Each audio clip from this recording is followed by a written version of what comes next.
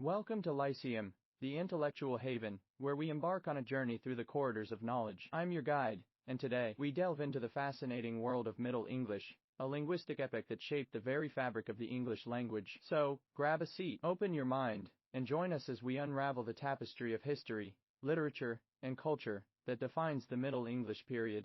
The Middle English period, spanning from the late 11th century to the late 15th century, occupies a pivotal place in the linguistic history of English. This era witnessed transformative changes in the language, society, and culture of England, with influences ranging from the Norman conquest to the Black Death. This video aims to provide a comprehensive examination of Middle English, focusing on historical context, linguistic developments, literature, regional variations, and social and cultural changes. The Norman conquest of 1066 stands as a defining moment in English history and language evolution. Following the Battle of Hastings, William the Conqueror and his Norman nobles assumed control of England. This political upheaval had profound linguistic consequences, as Norman French became the language of the court and aristocracy. The coexistence of Old English and Norman French created a dual vocabulary system, with Old English words retained by the common people, and French-derived words used in more formal settings. Middle English witnessed a series of linguistic shifts, including the assimilation of Norman French vocabulary,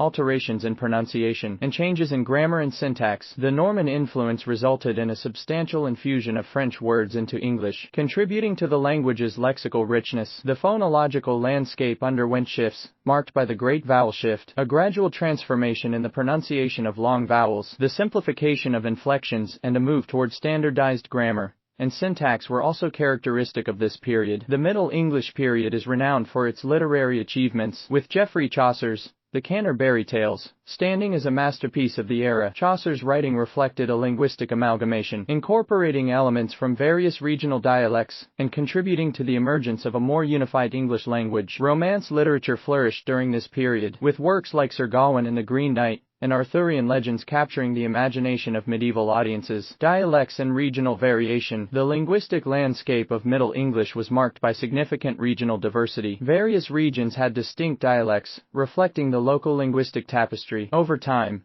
the London dialect, influenced by the royal court, began to assert itself as a more standardized form of English. This shift contributed to the gradual homogenization of the language. Middle English was spoken in a society characterized by feudal structures, where lords, vassals, and serfs operated within a hierarchical framework. The linguistic distinctions between the Norman ruling class and the Anglo-Saxon commoners persisted, but a gradual blending of the two linguistic traditions was underway. The Black Death, a devastating pandemic in the mid-14th century, resulted in significant demographic and social changes. The reduced population created a labor shortage, empowering peasants and contributing to the decline of feudalism. In conclusion, the Middle English period represents a dynamic phase in the evolution of the English language, shaped by historical events, linguistic developments, and cultural shifts. Middle English laid the groundwork for the linguistic landscape we encounter today. The coalescence of Old English and Norman French, the emergence of standardized forms, and the flourishing of literature all contributed to the rich tapestry of Middle English. As we reflect on this era, we gain insights into the resilience and adaptability of a language that continues to evolve through the currents of time.